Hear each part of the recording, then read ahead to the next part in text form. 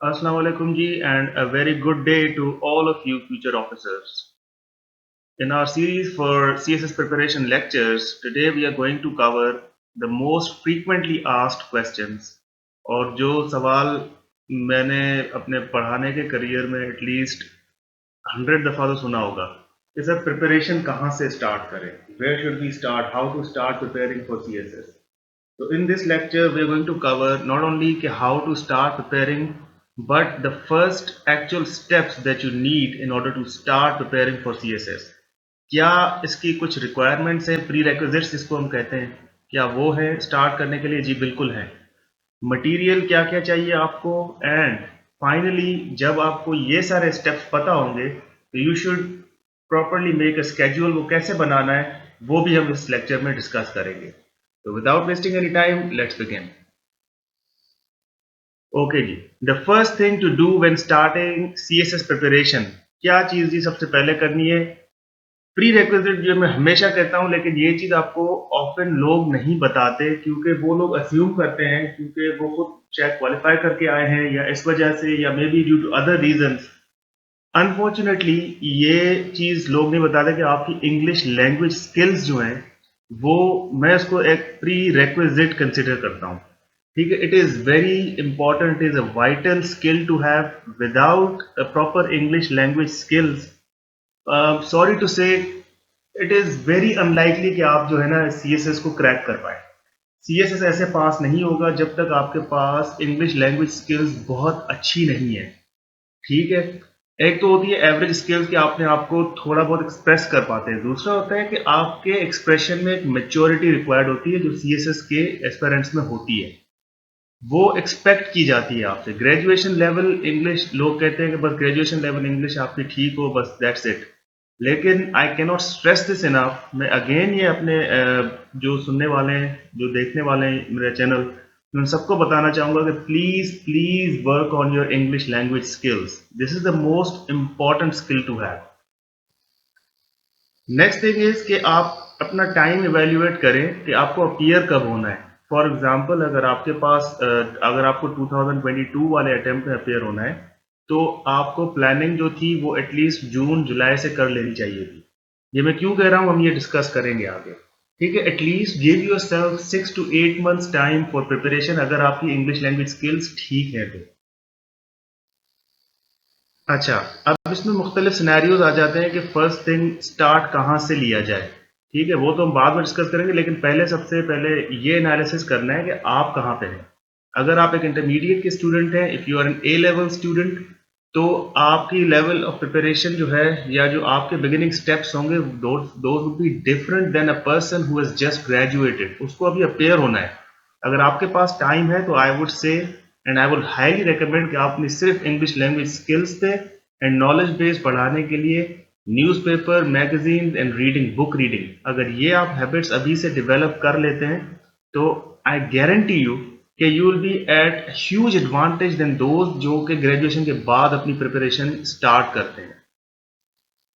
अगर आप अभी अपनी ग्रेजुएशन परस्यू कर रहे हैं जी, तो आई वुड से कि आपने सब्जेक्ट्स पे फोकस करें, अपनी ग्रेजुएशन के सब्जेक्ट्स पे, और उनको अलाइन करें with your preparation of CSS. Again, English language skills मैं अस्यूम कर रहा हूँ यहाँ पे कि आपकी ठीक होंगी. अगर ये ठीक है तो फॉर एग्जांपल अगर आप BBA कर रहे हैं, फॉर एग्जांपल बिजनेस के आपके सब्जेक्ट्स हैं, तो काफ़ी सारे सब्जेक्ट्स आप बिजनेस ग्रेजुएशन की डिग्री में पढ़ेंगे जो कि सिमिलर होंगे, जो कि सेम होंगे CSS से. तो आपने करना कुछ नहीं है, CSS के सब्जेक्ट्स के पास पेपर्स उठा के देख लें और उनकी प्रिपरेशन जो अपने आप ग्रेजुएशन की डिग्री परस्यू कर रहे हैं उसके इन लाइन करते जाएं. अगर आप अभी अभी ग्रेजुएट हुए and now you are thinking about appearing for CSS exam, तो भी अभी it's not too late. At least give yourself 6 to 8 months of preparation and it should be easy for you to pass at least. easy नहीं भी है तो at least it should not be that big of a deal, और ये आप कर सकते. ठीक है जी, 6 to 8 months time I would say कि मिनिमम रिक्वायरमेंट है आपके CSS की प्रेप के लिए. उसके बाद जो नेक्स्ट स्टेप है कैसे बनाना है विल डिस्कस इट जब हम मेकिंग स्केड्यूल वाले स्लाइड पे आएंगे, लेकिन आपको एक सॉलिड प्लान चाहिए और उस पर फिर आपकी कमिटमेंट चाहिए। ये दो चीज़ें मुझे आपसे रिक्वायर्ड होंगी। अगर आप ये दे सकते हैं तो आई गारंटी यू कि इंशाल्लाह you gonna pass this exam. Prerequisites क्या है स्टार्ट के लिए? Again as I said, English language skills are most important. ठीक है, ये आप खुद भी इवेल्युएट कर सकते हैं। वैसे लेवल पता होती है इंग्लिश की, जब आप स्पीक करते हैं अपने सोशल सर्कल में तो लोग आपको एक फीडबैक देते रहते हैं ना आपकी इंग्लिश लैंग्वेज के हिसाब से। अगर नहीं भी है तो at least get your papers checked. एक दो सफ़े लिख के, एक दो पेपर्स लिख के चेक करवा ले किसी अच्छे इंग्लिश टीचर से, जो भी आपके अराउंड अवेलेबल है। आई एम श्योर कि कोई ना कोई होगा, या कोई क्वालिफायर हो सीएसएस का या कोई टीचर हो, तो उनसे प्लीज़ ये चेक करवा लें और उनको बोलें कि फिर क्रिटिसिज्म करें इस पे। वो क्रिटिसिज्म जो होगा ना, एक तो होता है criticism for the sake of criticism, लेकिन ये कंस्ट्रक्टिव होगा आपके लिए अगर आप ये कर लेते हैं। ठीक है जी, और अपनी गलतियां नोट करें और देखें कि आप कहाँ कहाँ पे मिस्टेक कर रहे हैं। कुछ लोग एक पर्टिकुलर मिस्टेक्स करते हैं इंग्लिश लैंग्वेज में, कुछ लोग सिर्फ पंचुएशन की मिस्टेक्स करते हैं। इन सब चीज़ों पे आपने वर्क करना है। ठीक है, सेकंड चीज़ आती है जी नॉलेज। लोग क्या करते हैं, अनफॉर्चुनेट है ये, मैंने हर जगह पे ये तकरीबन ऑब्जर्व किया है। Been to Punjab, I been to KPK, I been to Sindh obviously, क्योंकि मैं खुद भी सिंध से हूँ।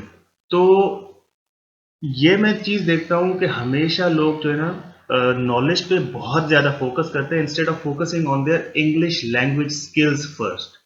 प्री रेक्विजिट को छोड़ के अपनी नॉलेज बेस इतना बढ़ा लेते हैं, पढ़ते रहते हैं, पढ़ते 1.5-2 साल उनकी तैयारी को हो जाते हैं, वो पढ़ते रहते हैं किताबें, and when they appear in the exam unfortunately they are not able to qualify regard despite the fact कि उनके पास बहुत अच्छी नॉलेज होती है।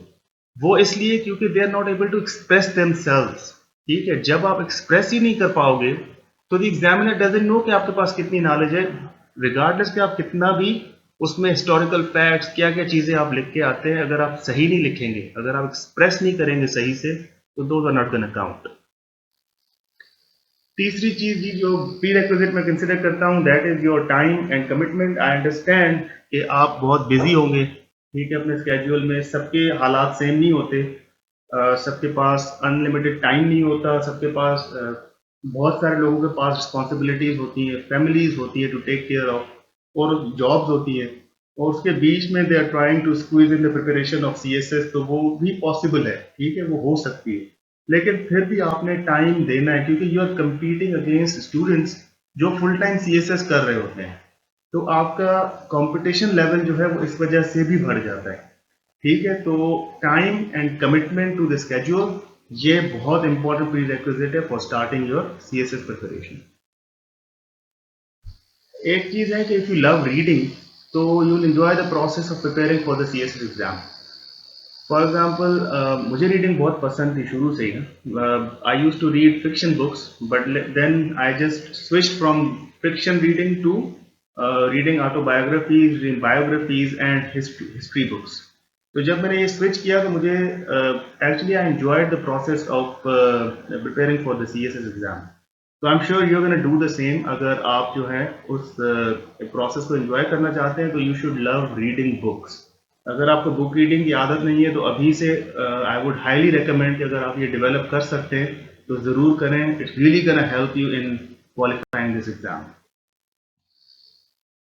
अब आते हैं कि मटेरियल के स्टार्ट किस मटेरियल से किया जाए। अक्सर लोगों से पूछा जाता है कि या लोग टीचर से पूछते हैं, सर मैं CSS की स्टार्ट करना चाहता हूँ, बस मैं न्यूज़पेपर पढ़ना शुरू कर देता हूँ और बस कोई भी बुक जो CSS की आ गई ऑप्शनल सब्जेक्ट से तो मैं स्टार्ट कर लेता हूँ। This is not how it works. ठीक है, न्यूज़पेपर तो आपने वैसे ही पढ़ना है, लेकिन न्यूज़पेपर वगैरह के पढ़ने का भी एक तरीका होता है। ठीक है, will also discuss that in our next lecture. Next lecture मेरा उसी पे। जब भी आप स्टार्ट करने वाले हो तो start preparation bye starting with the compulsory subjects, और सबसे पहला जो सब्जेक्ट है I would say that is your current affairs.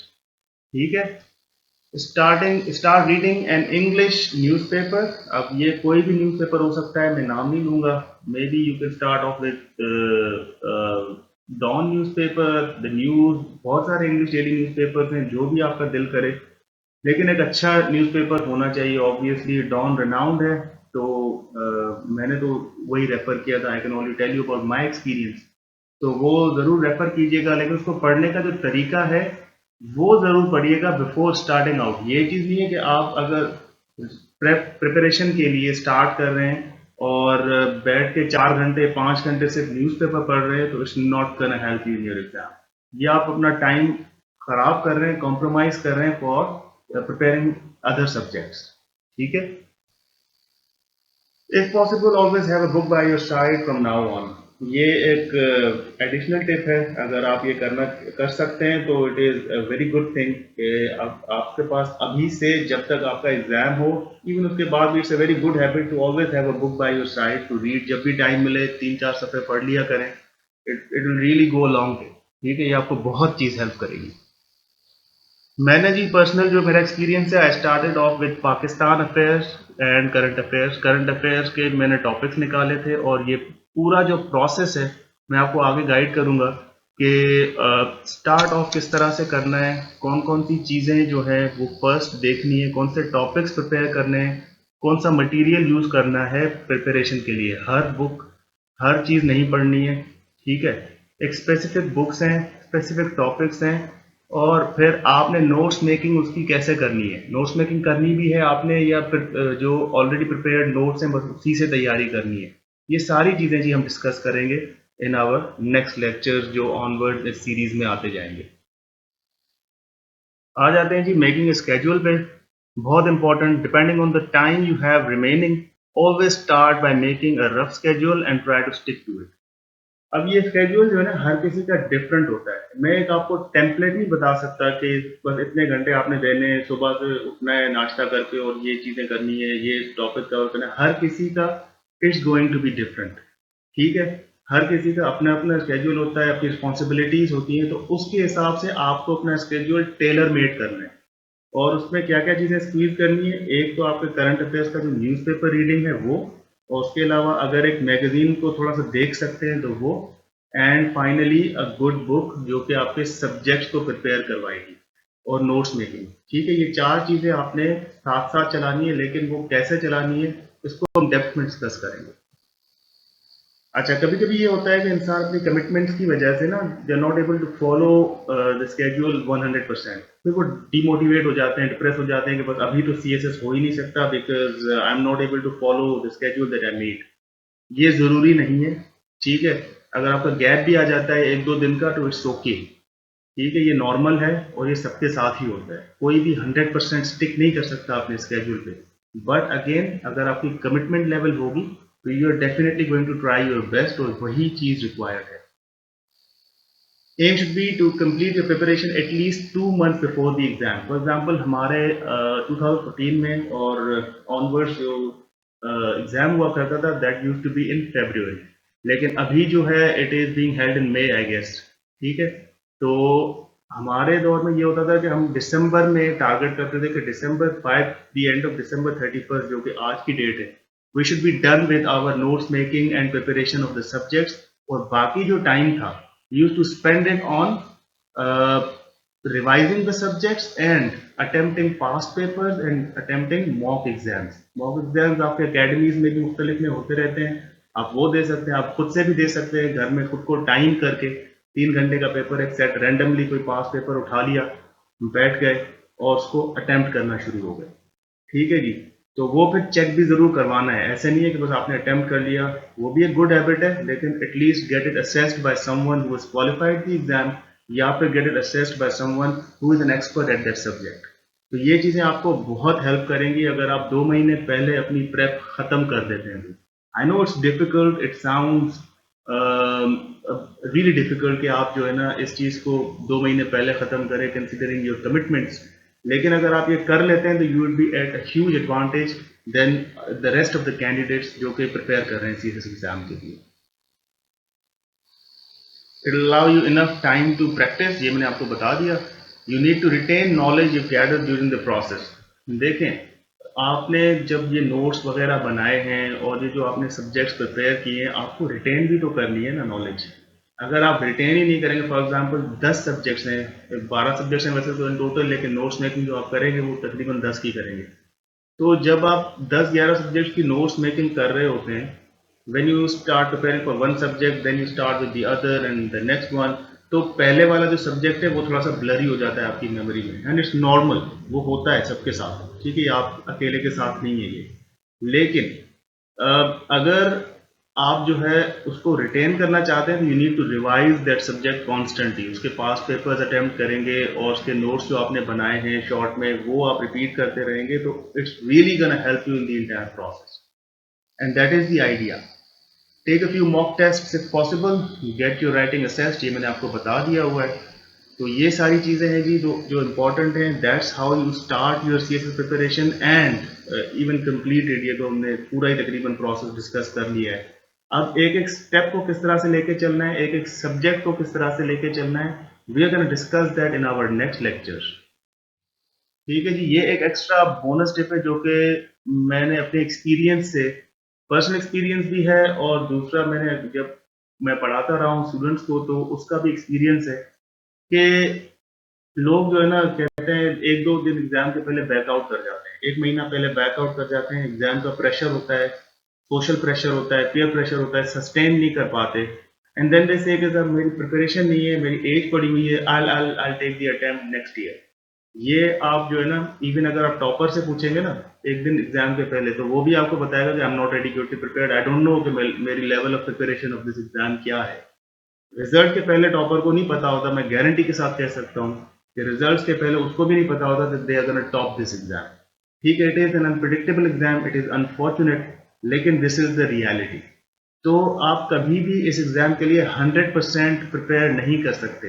What you can do is कि अगर आपने सब्जेक्ट्स को थॉरली कवर किया है, पास पेपर्स अटेम्प्ट किए हैं और सिलेबस से गो थ्रू किया हुआ है, राइटिंग का फ्लो अच्छा है, इंग्लिश ठीक है ना, तो I think you are good to go.